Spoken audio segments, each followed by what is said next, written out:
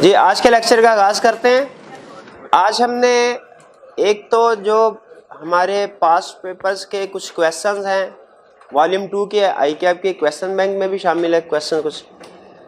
Question number 21, 33, 36 volume 2 में से इन questions को डिस्कस करना है, होम असाइनमेंट के तौर पे आपको दिए गए थे। प्लस चैप्टर 5 जो है आज हम स्टार्ट करेंगे। इसके अलावा मुझे याद करवाइएगा, वो हमारा शायद चैप्टर 4 में एक लर्निंग ऑब्जेक्टिव 3 जो है, हाँ जी, वो डिस्कस नहीं हुआ। वो इन क्वेश्चन को डिस्कस करने के बाद उसको डिस्कस करेंगे चैप्टर 5 स्टार्ट करने से पहले। सबसे पहले 21, क्वेश्चन नंबर 21 जी, इसमें बताइए कोई प्रॉब्लम। बी पार्ट, अच्छा सी पार्ट। चलिए ब्रीफली मैं ए और बी भी डिस्कस कर लेता हूं। रिक्वायरमेंट में कह रहा है, पहले मैं रिक्वायरमेंट पढ़ के देखूं कि क्या मुझसे वो सिर्फ इम्पैक्ट ऑन रिपोर्ट पूछ रहा है या इसके अलावा कुछ दूसरी चीजें भी रिक्वायर कर रहा है। कह रहा है discuss the matter which the auditor should consider for each of the above situation and the possible impact thereof on the respective audit reports. Discuss the matter that auditor should consider. ये discuss the matter that auditor should consider, ये क्या चीज होती है जी? नहीं, हम तर्जमा ना कीजिए कि ऑडिटर ने क्या क्या कंसीडर करना है, क्या क्या नहीं करना। तर्जमा तो मुझे भी आता है। कहना क्या चाह रहा है कि कौन से मैटर हमसे रिक्वायर कर रहा है। हाँ जी, कि मिस स्टेटमेंट या स्कोप लिमिटेशन तो नहीं, ठीक है। और अगर कोई मिस स्कोप लिमिटेशन है तो उसका इफेक्ट क्या है। जो हमारे ऑडिट अप्रोच की केस स्टडी सॉल्व करने के जो पहले दो स्टेप्स होते हैं, स्टेप 1 एंड स्टेप 2, ये वो होते हैं मैटर्स टू कंसीडर, ठीक है। इनके बारे में कह रहा है कि आपने ये बताने हैं, और अगर ये रिक्वायरमेंट इसकी ना भी होती तो इसके बावजूद हमने ये चीजें डिस्कस तो करनी थी।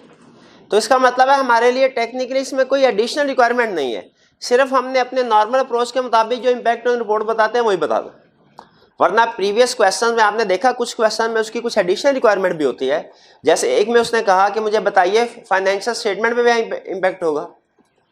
समटाइम वो कहता है ऑडिटर का कोर्स ऑफ एक्शन क्या होगा, यानी ऑडिटर ने रिपोर्ट के अलावा भी क्या कुछ एक्शंस लेने हैं, कुछ स्टेप्स लेने हैं। तो आपको याद है हमने कंसेप्ट पढ़ा हुआ है कि अगर मिस स्टेटमेंट आइडेंटिफाई करे ऑडिटर तो ऑडिटर का कोर्स ऑफ एक्शन क्या होगा, और अगर स्कोप लिमिटेशन आ जाए तो फिर ऑडिटर का कोर्स ऑफ एक्शन क्या होगा। वो लर्निंग ऑब्जेक्ट जो चैप्टर 4 में पढ़ा था हमने, ठीक है, कि ऑडिटर स्कोप लिमिटेशन के केस में अल्टरनेटिव प्रोसीजर की तरफ जाता है, मिस स्टेटमेंट के केस में मैनेजमेंट से रिक्वेस्ट करता है कि करेक्ट कर लें, अगर मसले रिजॉल्व ना हो तो फिर डायरेक्टर्स को कम्युनिकेट करता है, फिर उसके बाद हम इम्पैक्ट ऑन रिपोर्ट की तरफ जाते हैं।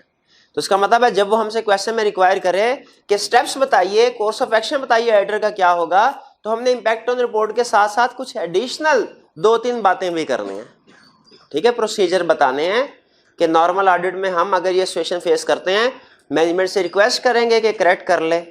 मिस स्टेटमेंट के केस में स्कोप लिमिटेशन है, अल्टरनेटिव प्रोसीजर की तरफ जाएंगे, और अगर ये मैटर्स फिर भी रिजॉल्व नहीं होते डायरेक्टर से डिस्कस करेंगे, फिर फाइनली हम इम्पैक्ट ऑन रिपोर्ट की तरफ जाते हैं। लेकिन यहाँ पे चूंकि एडिशनल रिक्वायरमेंट कुछ नहीं है, हम डायरेक्ट इम्पैक्ट ऑन रिपोर्ट की तरफ जा सकते हैं। हाँ, रूटीन में जो हमारे प्रोसीजर है, पहले डिस्कस करना है कि मिस स्टेटमेंट, स्कोप लिमिटेशन या कुछ और फिर उसके बाद इफेक्ट इमटेरियल, मटेरियल, परवेसिव, वो हमने डिस्कस करने हैं। यहाँ पे ए में क्या कह रहा है, 21A में कुछ जो कहानी चल रही है वो कुछ इस तरह की है कि हमारे क्लाइंट का एक कस्टमर है, वो कहता है कि जी आपने हमें जो माल सप्लाई किया वो डिफेक्टिव था, इसलिए हम आपको पेमेंट नहीं करेंगे। जबकि क्लाइंट का कहना यह है कि जी हमने जो आपको मटेरियल, जो भी चीजें सप्लाई की हैं वो बिल्कुल ठीक थी, आपके अपने एम्प्लॉयज वगैरह के फॉल्ट की वजह से उनमें प्रॉब्लम आई है। अब कस्टमर कह रहा है कि मैं आपको पेमेंट नहीं करूंगा। जैसे ही कस्टमर ने कहा पेमेंट नहीं करूंगा, हमारे जहन में फौरन ये बात आ गई, इसका मतलब है जो रिसीवेबल रिकॉर्ड किए हुए हैं वो सारे के सारे हो सकता है रिकवर ना हो सके, ये प्रोविजन का कोई मसला है। फिर कह रहा है दोनों पार्टीज ने मिलकर डिसाइड किया कि आर्बिट्रेशन की तरफ जाते हैं, सालसी की तरफ जाते हैं, किसी को सालिस मुकर्रर करते हैं अपना, और वो जो है वो फैसला करेगा कि हमने किस बंदे ने कितनी पेमेंट करना है। अभी मैटर वो जो आर्बिट्रेशन में, आर्बिट्रेशन का डिसीजन कोई नहीं है। यहां पे सुन लीजिए, अगर तो आर्बिट्रेशन का वो डिसीजन कोई क्वेश्चन में कह देता कि आ गया है, हमारे लिए क्वेश्चन बहुत आसान होता, जो भी डिसीजन होता हम उसके मुताबिक प्रोवीन कर लेते रिकॉर्ड, या ट्रीटमेंट, काउंटिंग ट्रीटमेंट कर लेते हैं। अब यहां पे वो कह रहा है कि जी मैटर अभी पेंडिंग, डिसीजन के बारे में तो उसने नहीं बताया। तो यहां हमें क्या करना है, यहां हमें ये देखना है कि provision for bad debts as auditor हमारे लिए क्या चीज अहम है कि क्या appropriate amount of provision for bad debt record हो गई कि नहीं। इस सारे इशू में हमारे लिए सबसे अहम चीज क्या है जो हमने कंसिडर करनी है, क्या appropriate amount of provision for bad debt record हो गई कि नहीं। अगर तो एप्रोप्रिएट अमाउंट रिकॉर्ड होगी एज प्रोविजन, फिर कोई प्रॉब्लम नहीं है। अगर appropriate amount as provision record नहीं हुई, फिर मिस स्टेटमेंट है। अच्छा, अब ये कैसे डिसाइड होगा कि एप्रोप्रिएट अमाउंट ऑफ प्रोविजन क्या है। ठीक है, यहां पे चूंकि डिसीजन अभी नहीं हुआ, इसलिए हमें एस्टिमेट करना पड़ेगा उसको। ठीक है, इस एस्टिमेट करने में हम डिफरेंट फैक्टर्स को कंसीडर कर सकते हैं। जैसे हम हो सकता है कि देखें अभी ईयर एंड पे तो ये मामला पेंडिंग है, क्या ईयर एंड के बाद जब तक ऑडिट रिपोर्ट साइन नहीं हुई तब तक ये मैटर जो है रिजॉल्व हो चुका है, इसका फैसला हो गया। अगर ये मैटर ईयर एंड पे पेंडिंग है लेकिन ईयर एंड के बाद डिसीजन हो गया इसका, तो फिर याद रखें वो हमारे लिए एडजस्टिंग इवेंट बन जाएगा। लेकिन अगर तो पहला स्टेप हमने क्या देखना है, ये देखना है कि क्या जो मैटर ईयर एंड के बाद एडजस्ट तो नहीं हो गया। अगर मैटर ईयर एंड के बाद एडजस्ट नहीं हुआ तो फिर हम देखेंगे क्लाइंट के साथ जो कस्टमर है उसके साथ कम्युनिकेशन करके हम उनसे पूछ सकते हैं कि बताइए आप कितनी अमाउंट पे करने के लिए विलिंग है। जितनी कस्टमर अमाउंट प्रेस्क्राइब करता है कि सर मैं तो सिर्फ ये 30% 40% अमाउंट पे करूंगा, उतनी को अमाउंट हम रहने देंगे, बाकी अमाउंट की प्रोविजन रिकॉर्ड कर देंगे। यानी ये दो बड़े स्टेप्स हमने परफॉर्म करने हैं कि ये देखना है कि जो मामला मैटर चल रहा है पेंडिंग है ईयर एंड पे, क्या ईयर एंड के बाद रिजॉल्व हो गया कि नहीं। रिजॉल्व हुआ तो किस अमाउंट का फैसला हुआ कि कस्टमर पे करेगा। अगर मैटर रिजॉल्व नहीं हुआ तो फिर हम उस कस्टमर से कम्युनिकेशन चेक कर सकते हैं, कम्युनिकेशन के जरिए चेक कर सकते हैं कि वो कितनी अमाउंट पे करने के लिए विलिंग है। जितने अमाउंट पे करने के लिए विलिंग है वो तो हमारा होगा गुड डेट, उसको तो नहीं छेड़ना। बाकी अमाउंट की क्या करनी चाहिए। अगर प्रोविजन क्लाइंट ने रिकॉर्ड कर ली तो ठीक है, अगर प्रोविजन रिकॉर्ड नहीं की तो मिस स्टेटमेंट है। यहां पे चूंकि उसने अमाउंट नहीं बताई हमें कि कितनी अमाउंट क्लाइंट पे करने के लिए विलिंग है, तो हम स्टेप लिखेंगे कि क्लाइंट के साथ कम्युनिकेशन करके पूछ सकते हैं उससे, और ईयर एंड के बाद देख सकते हैं कि डिसीजन क्या हुआ होगा इस आर्बिट्रेशन का। लेकिन जब हमने इफेक्ट देखना है मटेरियल है कि इमटेरियल, तो उसमें हमने फिर पूरी अमाउंट को कंसीडर करना होगा, उसमें पूरी अमाउंट को कंसीडर। जैसे अगर वो ये तो बता दे कि इन्वेंट्री ऑब्सोलीट है, ये ना बताए कि उसकी एनआरवी क्या है, तो फिर मजबूरन हमें एनआरवी 0 ज्यूम करनी पड़ती है। ठीक है, सारी की सारी को राइट डाउन करना पड़ता है। अगर एनआरवी बता दे तो उतना ही राइट डाउन करेंगे जितनी एनआरवी है, एनआरवी नहीं बताई सारे का सारा। इसी तरह अगर उसने कहा कि कोई डेट ऐसा है जो कि डाउटफुल है और ये नहीं बताता कि कितनी रिकवरी एक्सपेक्टेड है, तो मजबूरन हमें फिर सारी अमाउंट की प्रोविजन करनी पड़ती है। तो हमने उससे स्टेप बता दिए एक दो कि भाई हम ये 2 स्टेप परफॉर्म करके डिसाइड करेंगे कि एप्रोप्रिएट अमाउंट ऑफ प्रोविजनिंग क्या होनी चाहिए। लेकिन बाद में जब रिपोर्ट पे इंपैक्ट बताना है तो वो हमने सारी अमाउंट को लेके बताना। तो बताइए सारी अमाउंट के लिहाज से ये इमटेरियल है, मटेरियल या परवेसिव है। 3.12 मिलियन को कंपेयर करेंगे मटेरियलिटी लेवल के साथ, मटेरियल है तो क्वालिफाइड। यहां तक क्लियर हो गया। अगर मैनेजमेंट ने प्रोविजन रिकॉर्ड कर ली अनमोडिफाइड ओपिनियन, प्रोविजन रिकॉर्ड नहीं की तो मिस स्टेटमेंट है, क्वालिफाइड ओपिनियन, क्वालिफाइड है, एडवर्स नहीं है। वो शायद सोल्यूशन में एडवर्स लिखा होगा, अगर लिखा है तो वो एडवर्स काट दीजिए, सिर्फ क्वालिफाइड ओपिनियन बन रहा है। अच्छा आगे चले, यहां पे एक और इंटरेस्टिंग इंफॉर्मेशन है। मैं आपसे ये पूछना चाहता हूं कि क्या इस इंफॉर्मेशन का हमारे क्वेश्चन पे कोई इंपैक्ट है। वो कह रहा है कि sales to HCL account for approximately 25% of revenue of JTL. जो कस्टमर बैंकरप्ट हुआ है, हमारी 25% सेल जो है इसको जा रही थी। तो ज़हन में रखिए, जो मेजर डेटर बैंकरप्ट हो जाए, मेजर प्रोडक्ट ऑब्सोलीट हो जाए, मेजर फिक्स एसेट्स डिस्ट्रॉय हो जाए, ये सारी इंडिकेशंस होती हैं गोइंग कंसर्न इश्यूज की। अभी तक मैंने आपको सिर्फ 3 एग्जांपल बताए।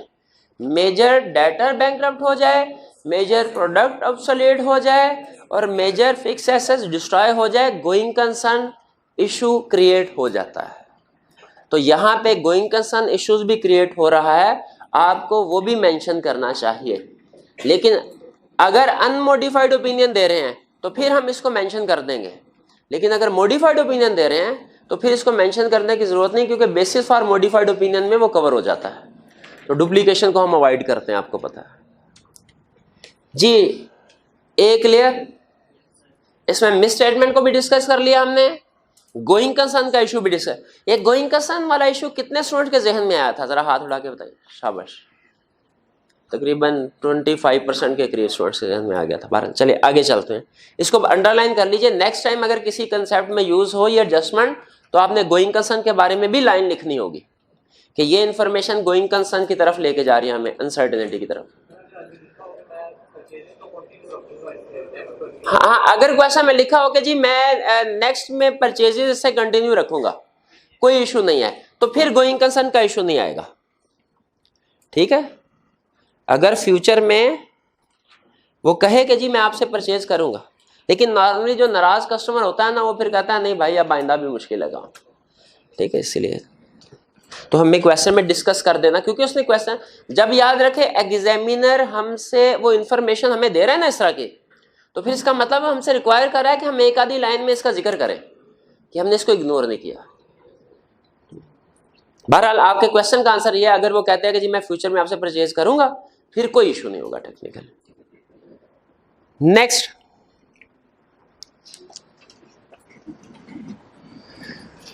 B, directors report of XAP limited. अच्छा, इसमें जो समरी मैं आपको बता देता हूं, आपने रीडिंग की होगी, तो मैं चाह रहा हूं टाइम हमारा बच जाए। डायरेक्टर रिपोर्ट में डायरेक्टर कह रहे हैं देखिए सर प्रॉफिट बढ़ गया, और सच कह रहे हैं। अगली बात क्या कह रहे हैं, हमने दिन रात एक करके सेल्स बढ़ाई है। आप ऑडिटर हैं, आपको पता है कि प्रॉफिट बढ़ा जरूर है, लेकिन इसकी रीजन सेल्स का बढ़ना नहीं है, इसकी रीजन कॉस्ट का कम होना है, जिसमें मैनेजमेंट का कोई हाथ नहीं है। तो मैनेजमेंट बिला वजह खुद क्रेडिट लेने की कोशिश कर रहे हैं डायरेक्टर रिपोर्ट में। अब बताइए, क्या डायरेक्टर रिपोर्ट फाइनेंशियल स्टेटमेंट का हिस्सा होती है? वो तो अदर इंफॉर्मेशन होती है। उसमें अगर कोई झूठ बोल रहे हैं डायरेक्टर, गलत बात कर रहे हैं, इनकंसिस्टेंसी है, मिस स्टेटमेंट है, क्या हमारा ओपिनियन मॉडिफाई होगा? नहीं होगा। लेकिन क्या हमें इसकी रिपोर्ट, अपनी रिपोर्ट में इसका जिक्र कर देना चाहिए? कैसे करेंगे? कितने स्टूडेंट का ख्याल है अदर मैटर पैराग्राफ इंक्लूड करेंगे? कितने स्टूडेंट्स का ख्याल है अदर रिपोर्टिंग रिस्पॉन्सिबिलिटीज में इसको मेंशन करेंगे? कितने स्टूडेंट का ख्याल है अदर इंफॉर्मेशन में इंक्लूड करेंगे? अदर इंफॉर्मेशन में मेंशन करेंगे मेरा, क्योंकि मैंने आपको बताया था other information, other matter, other regulatory and reporting responsibilities, इन तीनों वाले अदर्स में फर्क है। आपको पता होना चाहिए कौन सा अदर किस चीज के लिए है। ये अदर मैटर नहीं आएगा, अदर इंफॉर्मेशन है। ठीक है, अगर कहीं पे अदर मैटर लिखा हुआ है तो उसको काट के सही कर लीजिए अदर इंफॉर्मेशन। ठीक है, अदर इंफॉर्मेशन। जी, बी क्लियर हो गया आपको? बी में प्रॉब्लम तो कोई नहीं है? बी में किसी स्टूडेंट को कोई प्रॉब्लम हो तो पूछ लीजिए, कोई इशू नहीं। जी जी, हाँ जी बिल्कुल। इनकंसिस्टेंसी है, यानी फाइनेंशियल स्टेटमेंट्स में सिचुएशन कुछ और लिखी हुई है, डायरेक्टर रिपोर्ट में सिचुएशन कुछ और है, तो ये इनकंसिस्टेंसी हो गई और डायरेक्टर रिपोर्ट गलत है। ठीक है, तो हम कहेंगे अपनी वो उस अदर इंफॉर्मेशन वाले सेक्शन में कि डायरेक्टर रिपोर्ट में ये गलती है। जी नहीं नहीं नहीं नहीं नहीं, वो हम सिर्फ इतना बता देंगे अदर इंफॉर्मेशन, क्योंकि वो फाइनेंशियल स्टेटमेंट का हिस्सा नहीं है, इसलिए हमारा ओपिनियन मॉडिफाई नहीं होगा।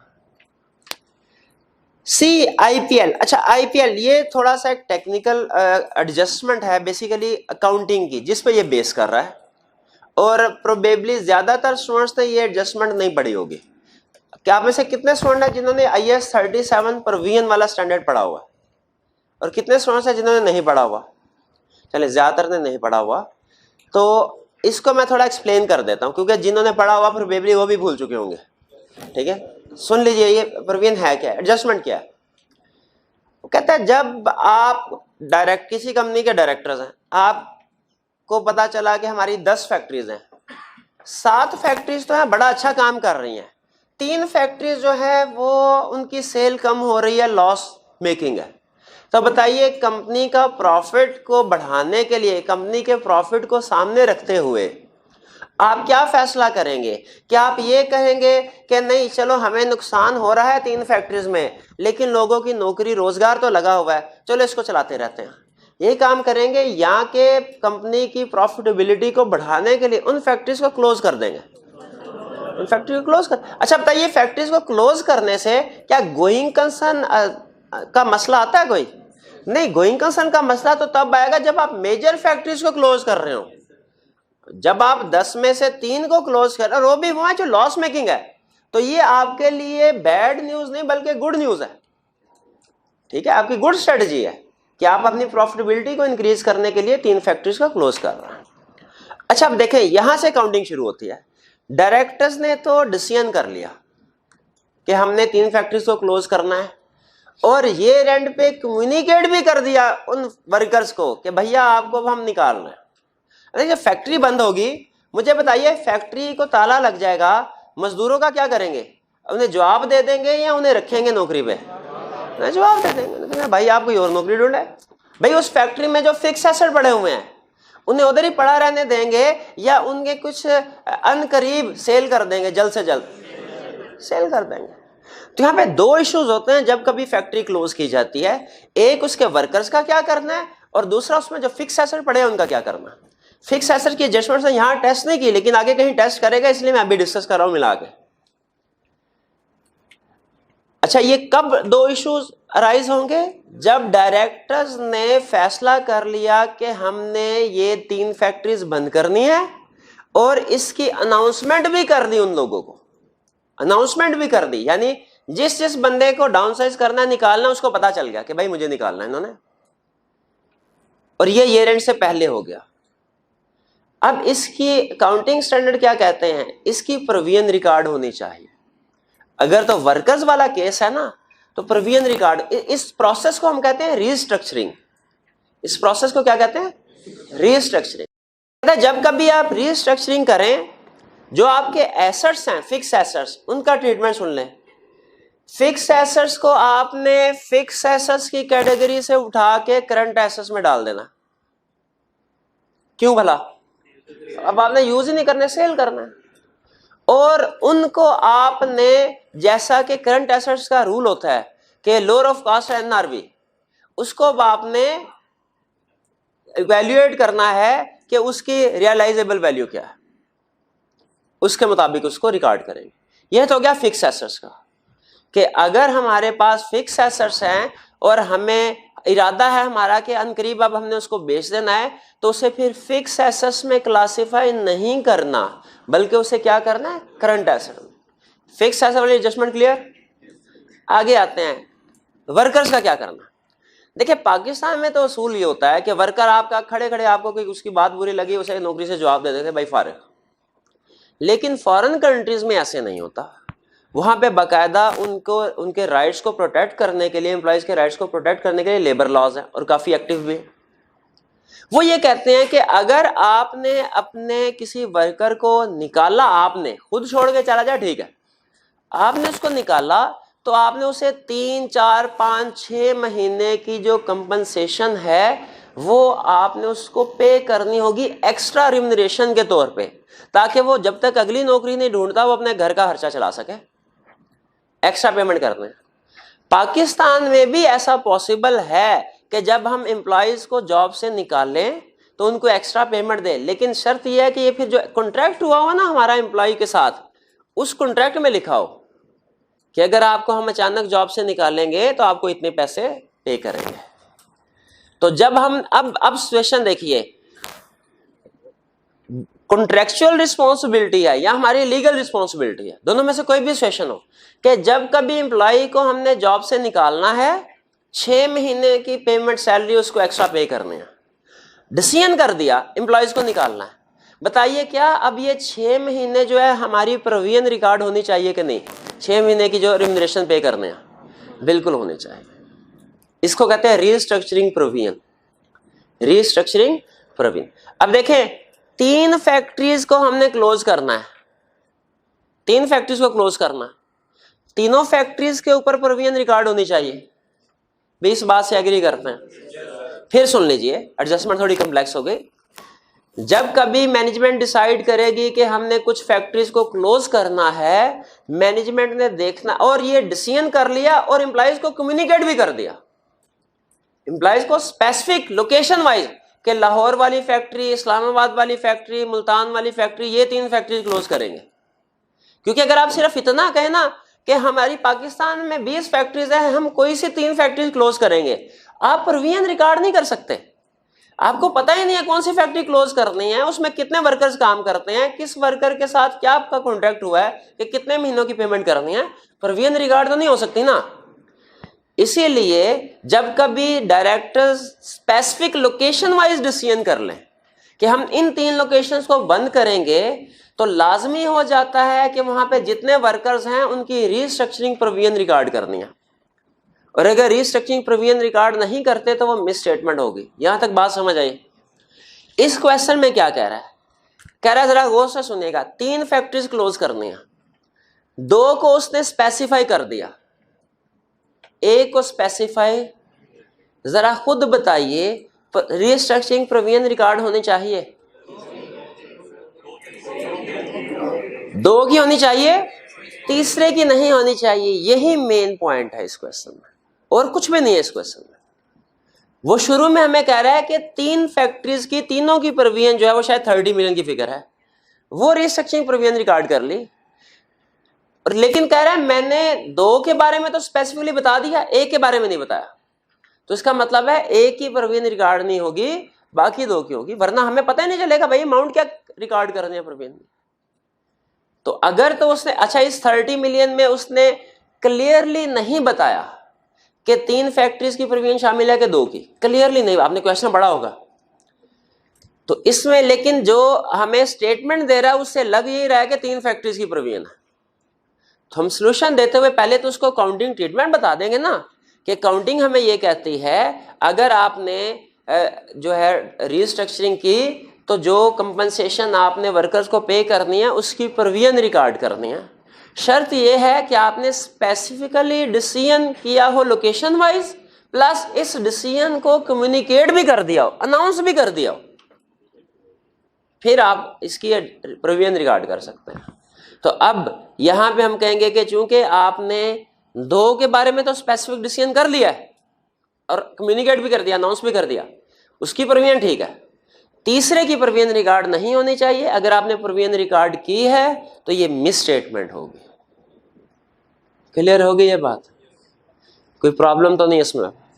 चलिए, ये क्वेश्चन प्रोबेबली हमारे आईकैब के क्वेश्चन बैंक में और इवन वॉल्यूम 2 में प्रोबेबली सबसे मुश्किल क्वेश्चन है, क्वेश्चन 1, और ये है भी सीफैप लेवल का, मतलब सीफैप के पास पेपर से उठाया गया है। अब जाहिर है कैफ लेवल का है, इसीलिए इस उन्होंने आईकैप ने क्वेश्चन बैंक में इंक्लूड किया है। बहरहाल थोड़ा सा मुश्किल है क्वेश्चन। जी क्लियर हो गया 21? नेक्स्ट 33 पे आ जाइए।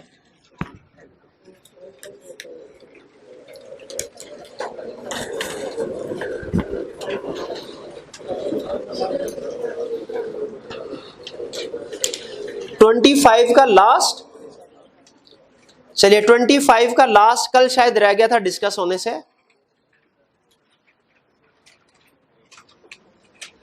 अच्छा मुझे ये बताइए, एस्टिमेट्स और काउंटिंग पॉलिसी में डिफरेंस पता है आपको क्या है? यूजफुल लाइफ शुरू में जब एसेट खरीदा 10 साल थी, 5 साल के बाद पता चला रिमेनिंग लाइफ जो है वो 8 साल है। ऐसे शुरू में एसेट खरीदा 10 साल थी लाइफ, 5 साल बाद पता चला ओहो इसकी असल लाइफ तो 13 साल थी, गलती से हम 10 साल स्टार्ट में ही गलती से 10 साल एस्टिमेट करके तो आगे चलते गए हैं। ये एस्टिमेट है या एरर है? ये एरर है, एस्टिमेट और एरर में फर्क है। अच्छा आगे इनकी काउंटिंग में भी फर्क है। एस्टीमेट की अकाउंटिंग में कहता है आपने जब इसको करेक्शन करनी है ना, एस्टीमेट की जो चेंज इन एस्टीमेट होता है, इसको जब आपने रिकॉर्ड करना है, आपने सिर्फ इस साल और अगले सालों में इफेक्ट लेके जाना है, पिछले सालों को नहीं छेड़ना। इसके लिए एक टेक्निकल वर्ड बोलते हैं वो प्रोस्पेक्टिव एप्लीकेशन। लेकिन एरर करेक्शन में और चेंज इन काउंटिंग पॉलिसी में वो कहते हैं कि आपने पिछले सालों में भी इफेक्ट लेके आना। भाई जिस दिन एरर हुआ उस दिन से शुरू करो और एडजस्टमेंट करते जाओ, फिर इस साल भी आओ। यानी पिछले साल भी इफेक्ट होंगे और आगे ऑनवर्ड जाहिर है वो करेक्शन हो जाएगी। इसको टेक्निकली नाम दिया जाता है रेट्रोस्पेक्टिव एप्लीकेशन। प्रोस्पेक्टिव अलग, रेट्रोस्पेक्टिव अलग। अब मुझे बताइए ये जो क्वेश्चन है थर्ड वाला, ये चेंज इन एस्टीमेट है या एरर? एरर। तो इसकी एप्लीकेशन प्रोस्पेक्टिव होनी चाहिए कि रेट्रोस्पेक्टिव? रेट्रोस्पेक्टिव होनी चाहिए। लेकिन उसने क्या किया है, उसने प्रोस्पेक्टिव एप्लीकेशन कर ली एस्टीमेट समझ के। हालांकि ये एस्टीमेट नहीं, ये क्या है? एरर है। ये एस्टीमेट नहीं है, ये एरर है। ये बात समझ आई आपको कि ये एस्टीमेट नहीं है, क्योंकि स्टार्ट में गलती कर ली, स्टार्ट में गलती कर ली, तो ये मिस स्टेटमेंट है। उस बाकी रिमेनिंग वही अमाउंट को मटेरियलिटी लेवल के साथ कंपेयर करके ओपिनियन बता देंगे। नेक्स्ट 33 में आइए। इसमें भी अगेन मैं रिक्वायरमेंट पढ़ लूं। कह रहा है express your views on each of the above situation and discuss impact thereof on audit board. Impact on audit board भी पूछ रहा है और हमारे व्यूज भी पूछ रहा है। अच्छा, जब व्यूज पूछता है तो इसका मतलब क्या है? वो हमसे ये पूछना चाह रहा है बताइए ये मिस स्टेटमेंट है कि नहीं। और हमने जब ये बताना होता है हमेशा याद रखिए कि कभी भी कि कोई चीज मिस स्टेटमेंट है कि नहीं। अभी तो मैं आपको सिर्फ इतना सिखा रहा हूं ना कि इतना लिख दिया कीजिए कीवर्ड कि ये मिस स्टेटमेंट है या स्कोप लिमिटेशन है, ठीक है। अब से रूल बना लीजिए कि जब कभी बताएंगे कि ये मिस स्टेटमेंट है, आपने रेलिवेंट अकाउंटिंग कंसेप्ट भी बताना है जो इन्वॉल्व हो रहा है। जितनी भी मिस स्टेटमेंट्स होंगी उनमें कोई ना कोई अकाउंटिंग कंसेप्ट जरूर इन्वॉल्व हो रहा होता है, क्योंकि आपको पता है मिस स्टेटमेंट की डेफिनेशन भी हमने ये पढ़ा है कि फाइनेंशियल स्टेटमेंट में कुछ और लिखें और आईएफआरएस में कुछ और हो, वो होता है मिस स्टेटमेंट। तो इसका मतलब जब कभी मिस स्टेटमेंट होगी आईएफआरएस का कोई ना कोई कंसेप्ट जरूर इन्वॉल्व हो रहा होगा। हमने उसे मिस स्टेटमेंट में एक दो लाइनों में बताना चाहिए कि रेलिवेंट करेक्ट कंसेप्ट क्या है, ठीक है। जब कभी भी मिस स्टेटमेंट, यहां तो उसने हमसे वैसे स्पेसिफिकली पूछ लिया ना एक्सप्रेस योर व्यूज, लेकिन हमारी अप्रोच के मुताबिक जब कभी भी मिस स्टेटमेंट को हमने डिस्कस करना है रेलिवेंट अकाउंटिंग कंसेप्ट जरूर आ जाए। मिस स्टेटमेंट के केस में अकाउंटिंग की कोई ना कोई वायलेशन होती है, स्कोप लिमिटेशन के केस में ऑडिट की कोई ना कोई वायलेशन होती है। तो आइंदा जब कभी आप किसी जगह पे भी लिखेंगे मिस स्टेटमेंट तो रुक के आपने ये जरूर सोचना है कि अकाउंटिंग का कौन सा कंसेप्ट वायलेट हो रहा है यहाँ पे, और एक दो लाइनों में उसको डिस्कस कर दें कि करेक्ट ट्रीटमेंट क्या होगा। ये बात समझ आई जो मैंने? आइंदा जब आप क्वेश्चन का सोल्यूशन पढ़ेंगे तो ये चीज नोट कीजिएगा, जहां कहीं कहता है मिस स्टेटमेंट है वहां पे एक्सप्लेन कर रहा होगा कि किस काउंटिंग प्रिंसिपल की वायलेशन है। ए पार्ट में क्या कह रहा है आपने पढ़ा होगा, समरी में आपके साथ शेयर कर देता हूं। वो कहता है कि जी हमारी कुछ प्रॉपर्टीज हैं, इनमें से सिचुएशन क्या है। हमने एक एक्सपर्ट को कहा, प्रोफेशनल एक्सपर्ट को, कि वैल्यूअर को, कि तुम आके इन प्रॉपर्टीज की वैल्यू लगाओ, मार्केट वैल्यू क्या है। क्यों? क्योंकि हमने इनको रीवैल्यूड अमाउंट पे शो करना। और हमारी जितनी भी प्रॉपर्टीज थी 10, 12, 15, 20, उनमें से कुछ की वैल्यूएशन हो गई है और कुछ की वैल्यूएशन रिपोर्ट जो है वो बाद में मिलेगी, 4, 5, 6 महीने बाद, यानी ऑडिट रिपोर्ट के बाद। अब इस वक्त बैलेंस शीट में क्या हो रहा होगा भला, कि कुछ प्रॉपर्टी जो है वो कॉस्ट पे आ रही होंगी और कुछ प्रॉपर्टी जो है वो रीवैल्यूड अमाउंट पे आ रही होगी।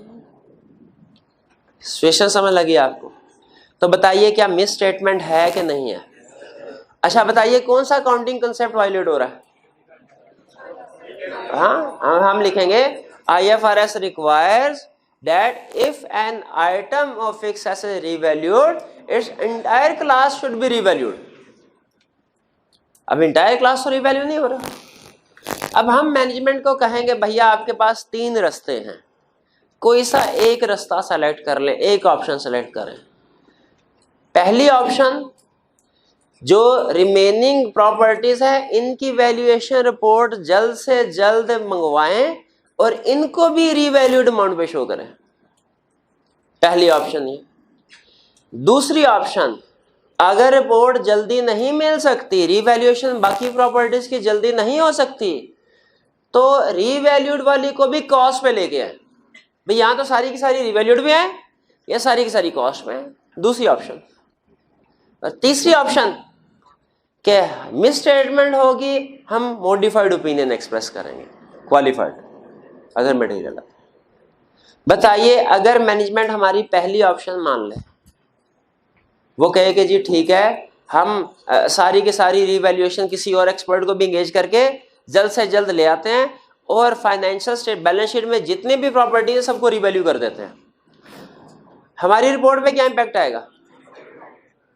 खागे मार। अनमोडिफाइड ओपिनियन प्लस की audit matter, change in counting policy है। अगर मैनेजमेंट हमारी दूसरी ऑप्शन मान ले कि सारी की सारी कॉस्ट पे ही रखे, अनमोडिफाइड ओपिनियन, अब की ऑडिट मैटर आएगा? नहीं आएगा, काउंटिंग पॉलिसी चेंज ही नहीं हुई। और अगर मैनेजमेंट जो है वो कहे नहीं सर दोनों में से कोई भी काम नहीं हो सकता, मॉडिफाइड मिस स्टेटमेंट होगी मॉडिफाइड। तो ये समझ आ गया 33A। आगे चलते हैं 33B। 33B में वो ये कह रहा है कि किसी कस्टमर ने हमारे खिलाफ केस फाइल किया 10 मिलियन का, हमने लीगल एडवाइस, जो बाहर का बंदा लॉयर था उससे पूछा, उसने कहा जी कोई लायबिलिटी नहीं है, हम जीत जाएंगे।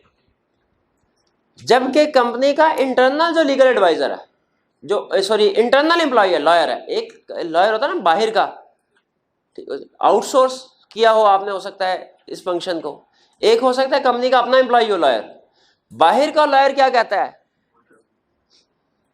एम्प्लॉय क्या कहता है 50% पे करनी पड़ेगी। अब मुझे बताइए कितने स्टूडेंट्स का ख्याल है कि इंटरनल एम्प्लॉय जो है इसकी स्टेटमेंट के मुताबिक हमें प्रोविजन डिस्क्लोजर करना चाहिए? कितनों का ख्याल है नहीं एक्सटर्नल वाले की बात माननी चाहिए क्योंकि वो ज्यादा रिलायबल है? और कितने स्टूडेंट का ख्याल है नहीं इनकंसिस्टेंसी है, हम फर्दर प्रोसीजर परफॉर्म करके रिजॉल्व करेंगे? अब पहुंचे, एक्सटर्नल वाली बात ज्यादा रिलायबल जरूर है, लेकिन याद रखें हमारे ऑडिट का असूल है कि जब कभी दो डिफरेंट सोर्सेज में इनकंसिस्टेंसी होती है, आंखें बंद करके किसी एक पे एतबार नहीं करते, फर्दर प्रोसीजर परफॉर्म करके रिजॉल्व करते हैं। इस सिचुएशन में फर्दर प्रोसीजर क्या हो सकते हैं, एक दो एग्जांपल भी लिख दें। नहीं मैनेजमेंट ने तो बता दिया, मैनेजमेंट से पूछना चले ये ठीक है, और किसी तीसरे लॉयर से पूछ लें, शाबाश।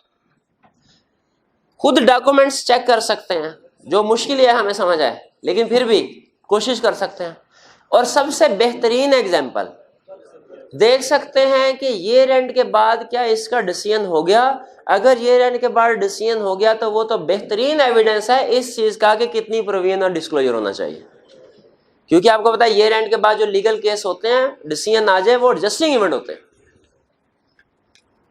तो यहां पे बी क्लियर हो गया।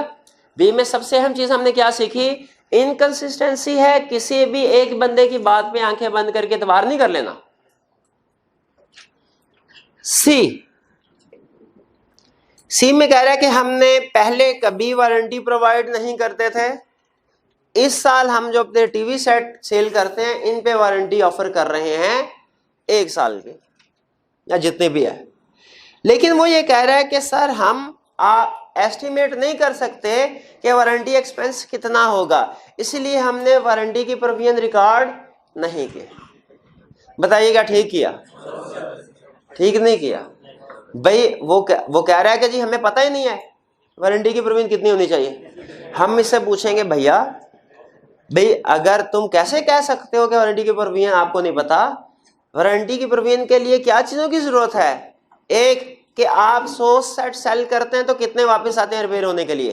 क्या आपके पास ये डाटा है कि नहीं? क्या कंपनी को इस बात का पता है कि नहीं? बताइए। क्योंकि पास में वो सेट्स को सेल भी करती रही है और रिपेयर भी करते रहिए उनको ये भी पता है 100 सेट सेल करें तो कितने वापस आते हैं रिपेयरिंग के लिए, उन्हें ये भी पता है कि उनकी रिपेयर पे कितना खर्चा होता है। तो भाई वारंटी प्रवीण एस्टिमेट करने के लिए और क्या चाहिए। अब कल क्लास को अगर हम इनकी ये बात मान लें, कल क्लास को वो ये भी कहेंगे सर हम क्रेडिट सेल तो कर रहे हैं लेकिन हम एस्टिमेट नहीं कर पाएंगे कि कितने डेटर बैड हेड होंगे, इसलिए हमने provision for bad head record नहीं की। कल तो वो ये भी कहेंगे। तो याद रखें जब कभी डेटर क्रेडिट सेल कर रहे हैं तो लाजमी है provision for bad head record करने। जब कभी वारंटी प्रोवाइड कर रहे हैं लाजमी है आपने उसकी प्रोविजन रिकॉर्ड करनी है। यहां पे तो हमारी आसानी के लिए उसने हमें ये डाटा भी दे दिया कि पास्ट में वो ट्रांजैक्शन हो रही है जो वारंटी की प्रोविजन के लिए जरूरी है। तो क्या इसका वारंटी रिकॉर्ड ना करना सही है? मिस स्टेटमेंट है। कुछ समझ आई इसकी। नेक्स्ट डी में कह रहा है डायरेक्टर्स ने अर्निंग पर शेयर को डिस्क्लोज नहीं किया, पास्ट में डिस्क्लोज करते रहे थे। प्रोबेबली ये आपने शायद अर्निंग पर शेयर का स्टैंडर्ड नहीं पढ़ा होगा। कितने स्टूडेंट ने पढ़ा हुआ अर्निंग पर शेयर का? नहीं पढ़ा होगा। ये शायद जब आप FR1 में थे तो FR2 में होता था, जब आप FR2 पढ़ना शुरू की तो FR1 में चला गया। कोई इस तरह की कहानी है? चलें ठीक है। नहीं क्या वो CS ही बाहर चला गया, सिलेबस से बाहर चला गया, फाइनल में चला गया? अब कैफ लेवल पे नहीं होता ये अर्निंग पर शेयर, ये पक्की बात है। तो फिर तो इस क्वेश्चन को निकाल देना चाहिए। मैं काउंटिंग के टीचर से कंफर्म करके तो 33 का पार्ट डी जो है फिर इसको एक्सक्लूड कर। बहरहाल सुन लीजिए, वो स्टैंडर्ड ये कहता है प्राइवेट कंपनी के लिए अर्निंग पर शेयर डिस्क्लोज करना लाजमी नहीं है।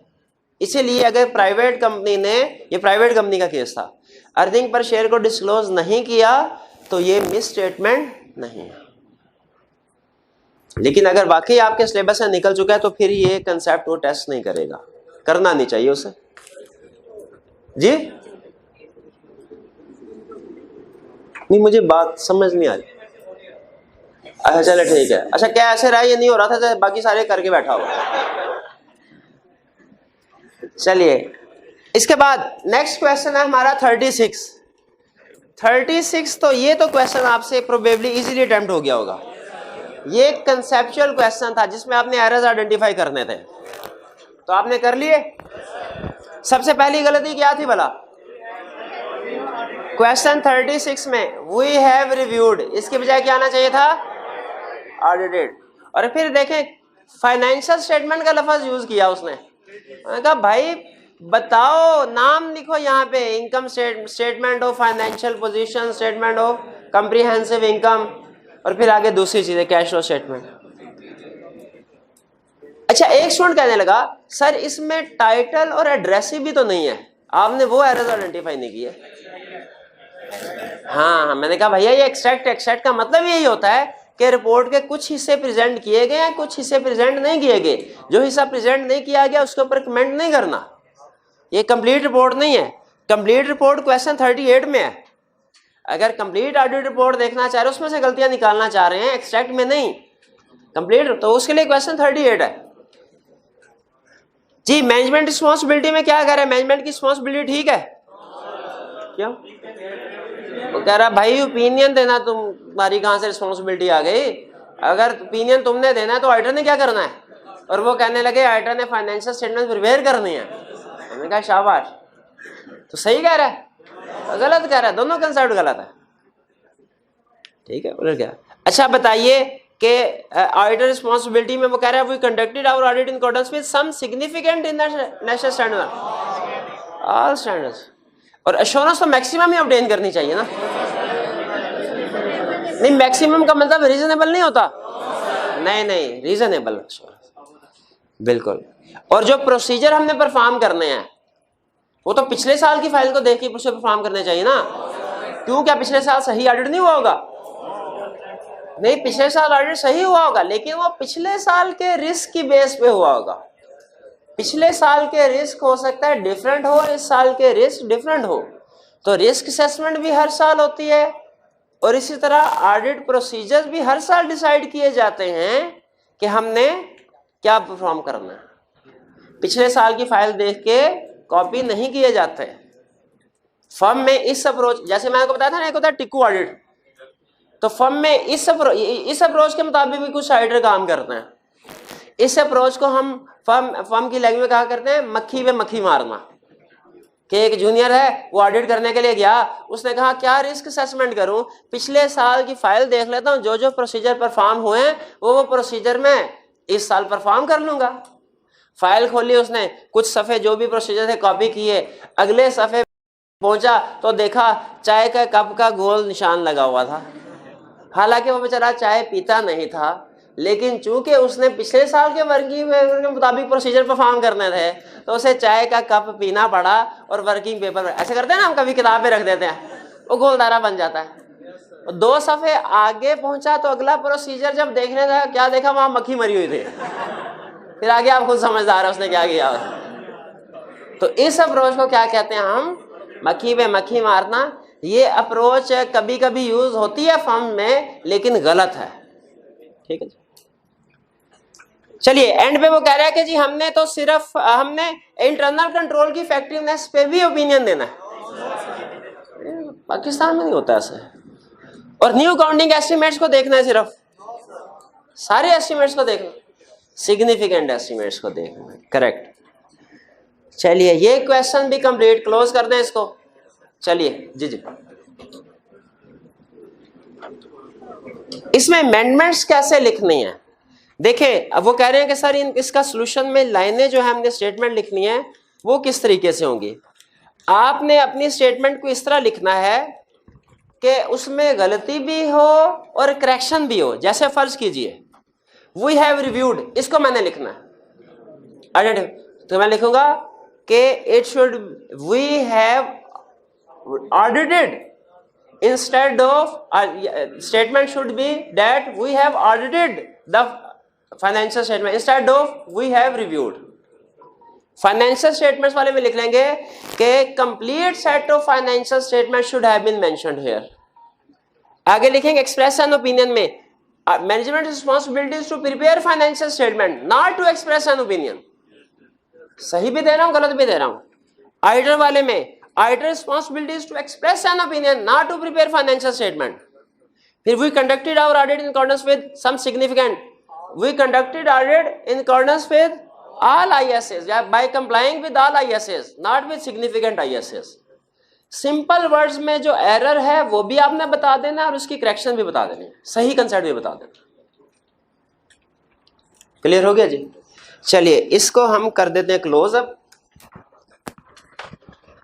नेक्स्ट हमारा एक कंसेप्ट है चैप्टर 4 का, लर्निंग ऑब्जेक्टिव 3। ये एक छोटा सा कंसेप्ट है जो हमें बताता है कि डिफरेंट फॉर्मेट्स ऑफ रिपोर्ट में क्या फर्क है। देखिए ज़बानी कलामी सुन लें, या अगर आपके पास जल्दी से उसके ऊपर पहुंच सकते हैं तो पहुंच जाए। वो कहता है ऑडिट रिपोर्ट के डिफरेंट फॉर्मेट्स अवेलेबल है। आपको पता है ऑडिट रिपोर्ट का एक फॉर्मेट कंपनीज एक्ट में है और एक फॉर्मेट जो है वो आईएसएस में है। अगर मैं आपसे पूछूं कि कंपनीज एक्ट और आईएसएस के फॉर्मेट दोनों में फर्क है, हमने पाकिस्तान में कौन सा फॉलो करना है? Companies act. लेकिन अगर कोई आपसे पूछे भाई कंपनीज एक्ट में और आईएसएस के फॉर्मेट में फर्क क्या है, तो क्या बताएंगे?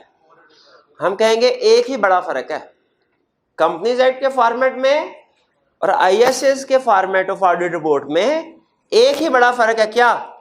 कंपनीज एक्ट का फॉर्मेट 4 चीजों के ऊपर हमें कहता है एडिशनल ओपिनियन देना है। हमें 4 एडिशनल चीजें हमारी रिपोर्टिंग रिस्पॉन्सिबिलिटी में शामिल हैं। कंपनीज एक्ट की रिपोर्ट क्या कहती है?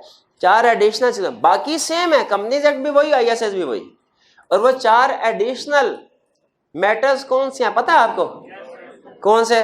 प्रॉपर बुक्स ऑफ अकाउंट्स वाला, ज़कात वाला, इन्वेस्टमेंट एंड एक्सपेंडिचर वाला, financial statement drawn up in conformity with and agree with books of accounts वाला। 4 ओपिनियन।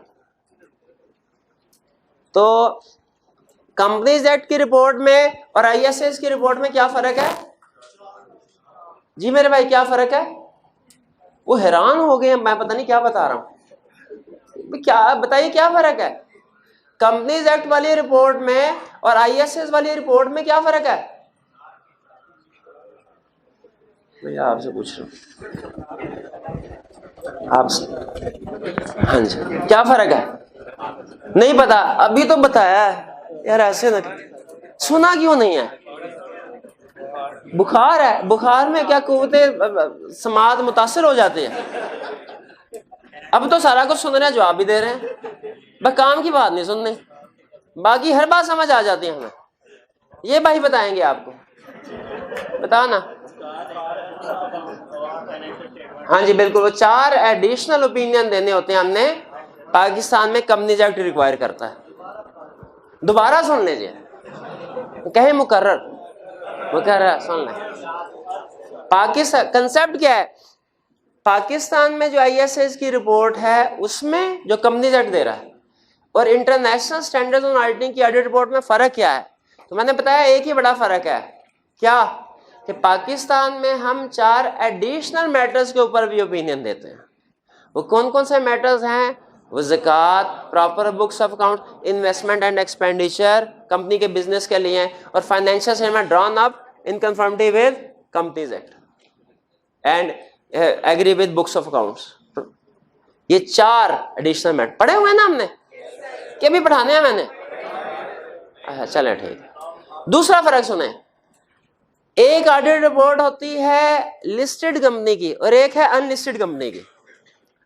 अब उनमें फर्क बता रहा हूं, लिखे 2 हुए हैं, मैं एक बता रहा हूं, दूसरा डिफरेंस खुद नहीं बता रहा किसी वजह से। एग्जाम में क्वेश्चन आ जाए तो वो लिख दीजिएगा दूसरे वाला फर्क भी, लेकिन कंसेप्चुअली एक फर्क बता रहा हूं सिर्फ। कंसेप्ट क्या है? लिस्टेड कंपनी की रिपोर्ट और अनलिस्टेड कंपनी की रिपोर्ट में फर्क क्या है?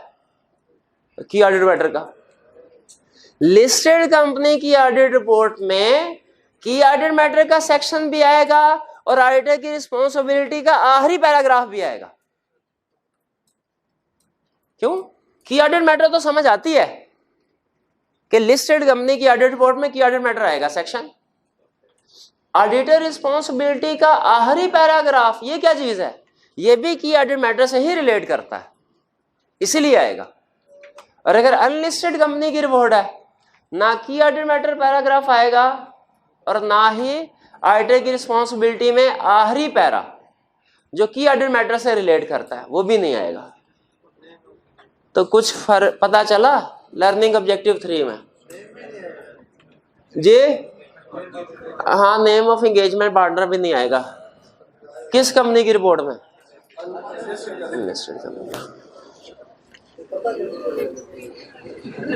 फर्म का नाम लिखा होगा ना भाई, फर्म का। आपने पार्टनर से मिलना है, क्या क्या किया? छोड़ो इसको, फर्म से हमें कहा, फर्म ने ऑडिट रिपोर्ट दे दी, खत्म कहानी। चलिए यहाँ पे चैप्टर 4 हमारा कंप्लीट हो गया। आपको याद होगा मैंने आपसे ये कहा था कि जो चैप्टर 4 है ये एक तरह से आपका पूरे ऑडिट का ओवरव्यू है। अगर ये 4 चैप्टर्स आपने अच्छे तरीके से समझ लिए, आपको आसान लगे, तो इसका मतलब है बाकी का ऑडिट भी आसान लगेगा। अगर ये चैप्टर्स आपको मुश्किल लगे, बाकी का ऑडिट भी मुश्किल लगेगा। और अगर ये मॉडरेट लगे, बाकी का ऑडिट भी मॉडरेट। तो थोड़ा ज़रा मैं थोड़ा आपका ओपिनियन लेना चाह रहा हूँ। कितने स्टूडेंट ऐसे हैं जिनको ये लगा कि ये सब्जेक्ट मुश्किल है? 4 चैप्टर्स, 2 3 4 5, ठीक है। कितनों को लगा कि ये मॉडरेट है और कितनों को लगा कि आसान है? चलो, हाँ भाई, हमारे टीचर हमें असाइनमेंट दिया करते थे ना, वो 4 5 6 7 कहते थे, तो हम कहते थे नहीं सर और असाइनमेंट दीजिए, और असाइनमेंट। सर कहते थे खुश होके 8 क्वेश्चन दे दिया। हम कहते नहीं सर और असाइनमेंट दीजिए, और 10 क्वेश्चन दे दिए। हम कहते थे और क्वेश्चन। सर कहते थे यार तुम इतने फारो, इतने ज्यादा क्वेश्चन कर लोगे? हम कहते हैं नहीं सर, जब हमने करने नहीं आया तो जितने मर्जी दे दें। तो भाई ये तो मॉडरेट उसके लिए है जिसने पढ़ना है, और जिसने कुछ पढ़ना ही नहीं है उसके लिए तो आसान ही आसान है। हाँ, उसके लिए चलो भाई।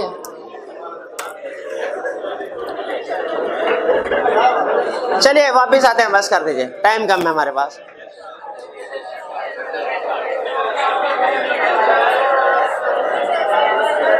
एक मिनट है, टेस्ट कल इंशाल्लाह क्लास में डिस्ट्रीब्यूट कर दिए जाएंगे आपको। कल क्लास के स्टार्ट में टेस्ट डिस्ट्रीब्यूट कर देंगे, ठीक है?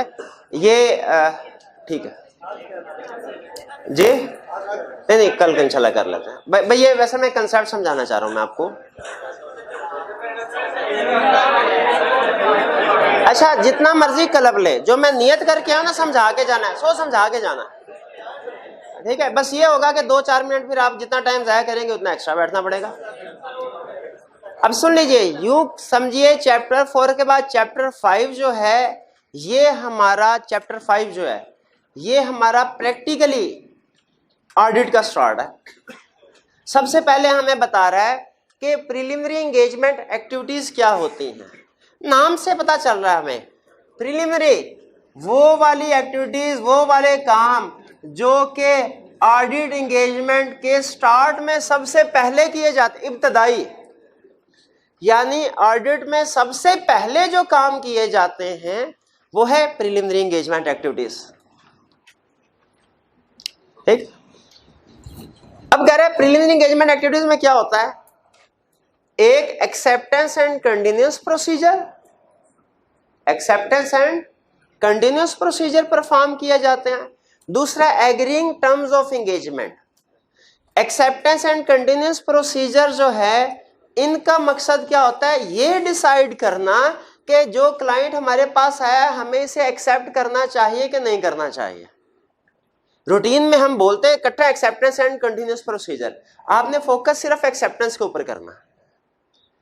मुझे ये बताइए, कभी ऐसा हुआ कि आप साथ बेकरी वाले के पास कोई चीजें लेने के लिए गए हो, वहां कोई दूसरा कस्टमर आया, ग्राहक आया, उसने बेकरी वाले से कहा ये डबल रोटी अंडे दे दो, बेकरी वाले ने कहा नहीं भाई मैंने देखा था तुम कल झूठ बोल रहे थे, तुम रिश्वत ले रहे थे, भाग जाओ, मैंने तुम्हें डबल रोटी नहीं बेचने। ऐसे कभी होता है? कभी नहीं होता। वो कहता भाई पैसे लाओ, चीज लो, मुझे इससे क्या, कहां से पैसे लिए कहां से नहीं। लेकिन याद रखिए, हमारा प्रोफेशन जो है वो अंडे डबल रोटी बेचने का नहीं है।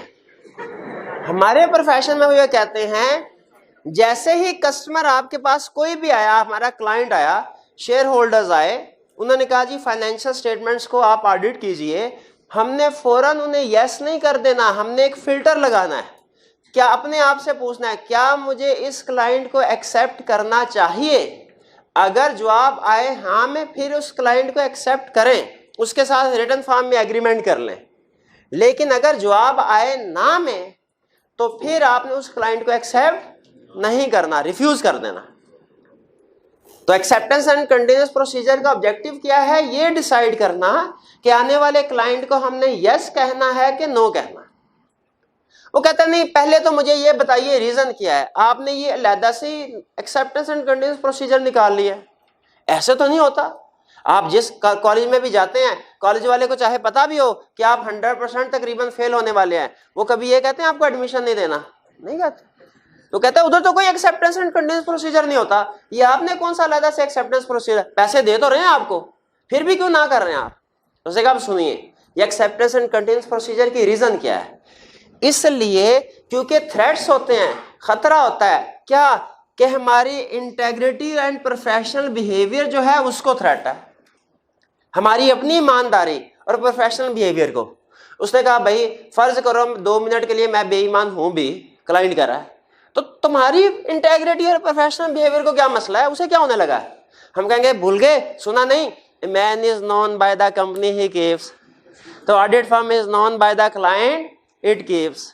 तो उसी तरह ध्यान में रखें, अगर हम किसी ऐसे क्लाइंट को एक्सेप्ट करेंगे जो कि फ्रॉड करता है, जो इलीगल एक्टिविटीज में, मनी लॉन्ड्रिंग में इन्वॉल्व है, तो बताइए क्या मार्केट में हमारी रेपुटेशन भी इफेक्ट नहीं होगी?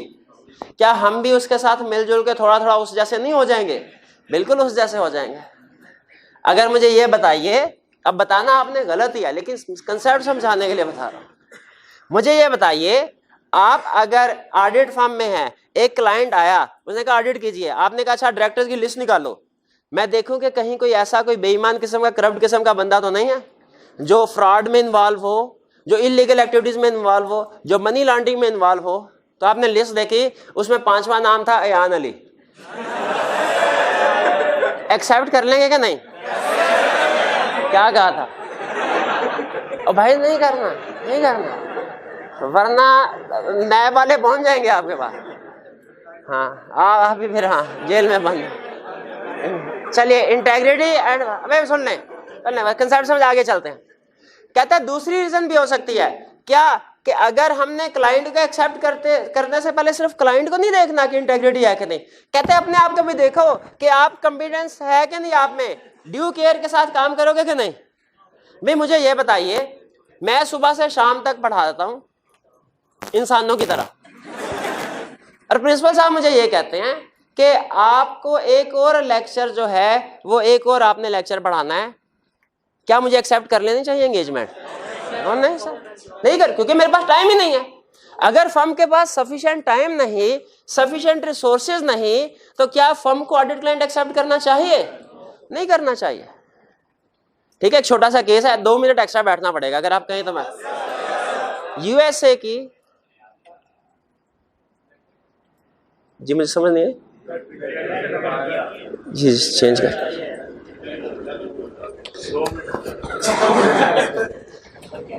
इसको ना चला कर, इसको रखने दिया कर, ये वाली ठीक है ना, तो कोई फर्क नहीं पड़ता इससे, इसको ले जाए। अच्छा सुन लीजिए, हाँ जी बिल्कुल, केस सुन लीजिए। केस ये था कि यूएसए की एक स्टेट में 5वीं बड़ी कंपनी थी, उन्होंने अपना ऑडिटर अपॉइंट करना था।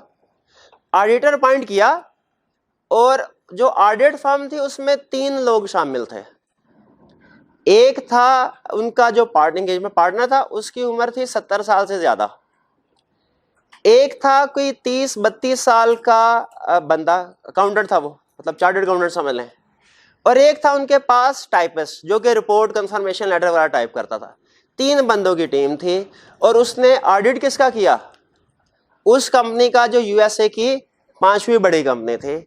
अब उसके बाद जब उनका क्वालिटी कंट्रोल रिव्यू, जब जैसे ही उधर के आई कैप को पता चला, उसने कहा छोटी सी फर्म, इतना बड़ा क्लाइंट, इन्होंने सारे प्रोसीजर कैसे परफॉर्म कर लिए। और उन्होंने उसके फिर क्वालिटी कंट्रोल रिव्यू के लिए सिलेक्ट किया।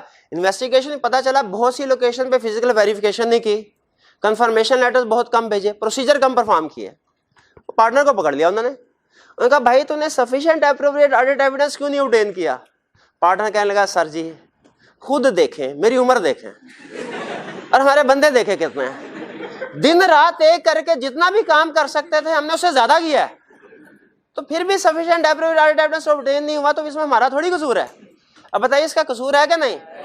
उसने एक लगाई आई कैप, उधर क्या आई कैप, उन्होंने कहा भाई एट टाइम ऑफ एक्सेप्टेंस नहीं पता था कि बंदे कितने हैं, प्रोसीजर कितने परफॉर्म करने हैं। तो बताइए क्या ऐसे क्लाइंट को एक्सेप्ट करना चाहिए था इस फर्म को? तो कहता है नहीं भाई, अगर आप ऐसे क्लाइंट को एक्सेप्ट कर लेते हैं इसका मतलब है आपने कॉन्फिडेंस ड्यू केयर के साथ काम नहीं किया। भाई क्लियर हो गया ये? नहीं 2 मिनट तब कहा था टाइम खत्म होने के बाद, अभी तो टाइम चल रहा है, हमारा रेगुलर टाइम चल रहा है। अच्छा ये सुन लीजिए, एक्सेप्टेंस एंड कंटिन्यूअस प्रोसीजर में हमारा ऑब्जेक्टिव क्या होता है? डिसाइड करना है क्लाइंट को यस करना है कि नो।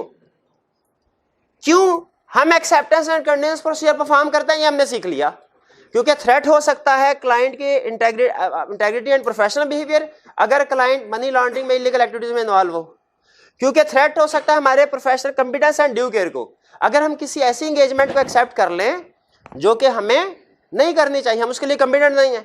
पर अब प्रिंसिपल साहब ये कहें कोई ऐसा सब्जेक्ट मुझे पढ़ा दो जो मैंने आज तक नहीं पढ़ाया, क्या मुझे एक्सेप्ट कर लेना चाहिए? तो क्या मतलब, एक इस वक्त था जब मैंने ऑडिट भी नहीं पढ़ाया था, तो कभी ना कभी तो पहली दफा पढ़ाना ही पड़ता है ना। हाँ ऐसे ना करें यार। भाई हमारे पास एक इंश्योरेंस कंपनी का ऑडिट क्लाइंट आया, कहने लगा भाई ऑडिट कर दो। हमने पहले कभी इंश्योरेंस कंपनी का ऑडिट नहीं किया, स्टाफ हमारे पास है, यस करना चाहिए नो करना चाहिए? कर सकते हैं, लेकिन शर्त क्या है? वो कहता है चूंकि यहाँ पे अब आपको पहली दफा ज्यादा काम करना पड़ेगा, आप क्लाइंट से डेडलाइन एक्सटेंड करवा लें। उसे क्या नॉर्मली हम 2.5 महीने में ऑडिट खत्म करें, लेकिन यहाँ पे चूंकि हमें सीखना पड़ेगा चीजों को, तो 3.5 महीने के बाद रिपोर्ट देंगे। मंजूर है तो यस करो, वरना माजरत। तो मैं भी प्रिंसिपल साहब से कहूंगा ठीक है सर मैं तैयार हूं, लेकिन मुझे 6 महीने का टाइम दीजिए, मैं 6 महीने बाद पढ़ाऊंगा, अभी नहीं। ठीक है, अगर प्रिंसिपल साहब टाइम दे दें यस कर दूंगा, अगर वो कहते नहीं अभी बढ़ा दो, पैसे मिल रहे हैं, ठीक है, जो बुरा भला होगा स्टूडेंट्स का होगा, तुम आपको क्या, तो क्या मुझे एक्सेप्ट कर लेना चाहिए? नहीं करना चाहिए, नहीं करूंगा। प्रिंसिपल साहब कहते भी नहीं है, मिसाल दी है सिर्फ, नहीं ना प्रिंसिपल पहुंचे जी। आगे चल, ये क्लियर हो गया कॉम्पिटेंस ड्यू केयर। अब कहते हैं जब प्रोसीजर क्या परफॉर्म करने हैं, ये मैंने आपको सिखाया कि क्यों परफॉर्म करने जरूरी है। अब सिखाने लगे प्रोसीजर क्या परफॉर्म करने हैं। कहता है वैल्यूएट करो क्या, इंटेग्रिटी ऑफ क्लाइंट, क्लाइंट की इंटेग्रिटी, ईमानदारी।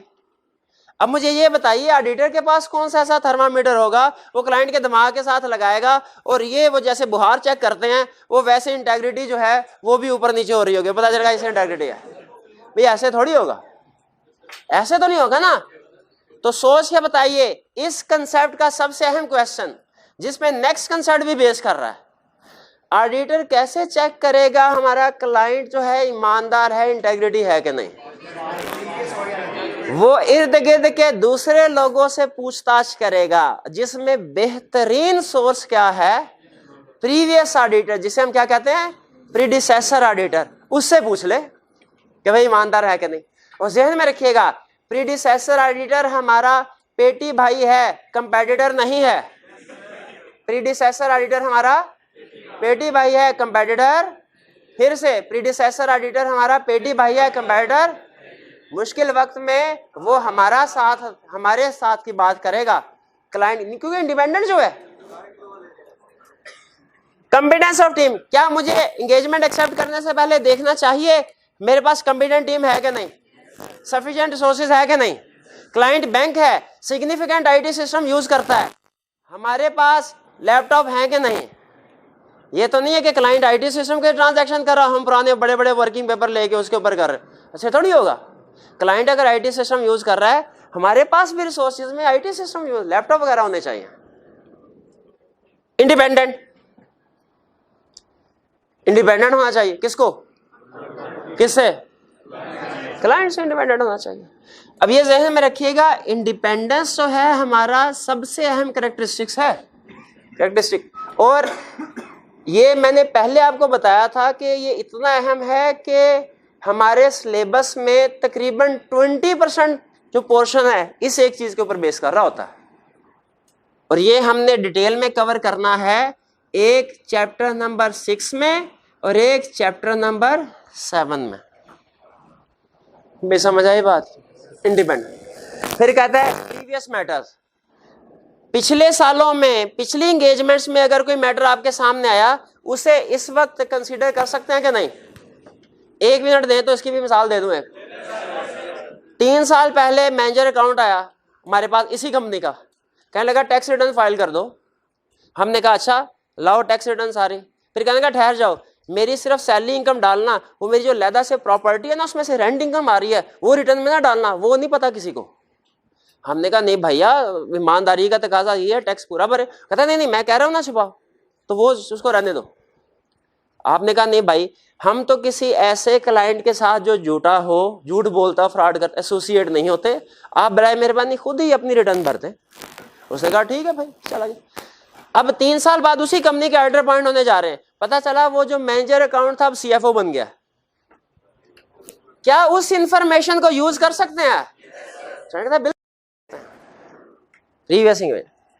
फिर लास्ट में प्री कंडीशंस ना, ये क्या चीज है प्री कंडीशंस? ये कल के लेक्चर में हम सीखेंगे, कल के लेक्चर में हम सीखेंगे। तो अगर ये सारे प्रोसीजर परफॉर्म किए, यानी इवैल्यूएट किया किसको, क्लाइंट की इंटेग्रिटी को, पहले क्लाइंट को स्कैन किया उसकी इंटेग्रिटी देखी, फिर खुद को स्कैन किया अपनी कॉम्पिटेंस देखी, फिर दोनों को स्कैन किया देखा इंडिपेंडेंट है कि नहीं, फिर प्रीवियस मैटर्स को भी कंसीडर किया, फिर प्री कंडीशंस को भी देखा। सारी चीजें देखभाल करने के बाद अगर जवाब आए नो तो क्लाइंट को भेज दें, अगर जवाब आए यस फिर क्या करना है, क्लाइंट को अपनी कंसेंट देनी है, सर हम तैयार हैं, अपॉइंटमेंट होगी हमारी, कहां अपॉइंटमेंट होगी भला, AGM में। और फिर लेटर, कौन सा लेटर, एंगेजमेंट लेटर। क्लियर हो गया कंसेप्ट? चलिए ये था एक्सेप्टेंस एंड कंडीशंस प्रोसीजर। आज घर जाके आपने लर्निंग ऑब्जेक्टिव 1 पढ़ना है। क्लियर होगी ये बात? लेक्चर खत्म।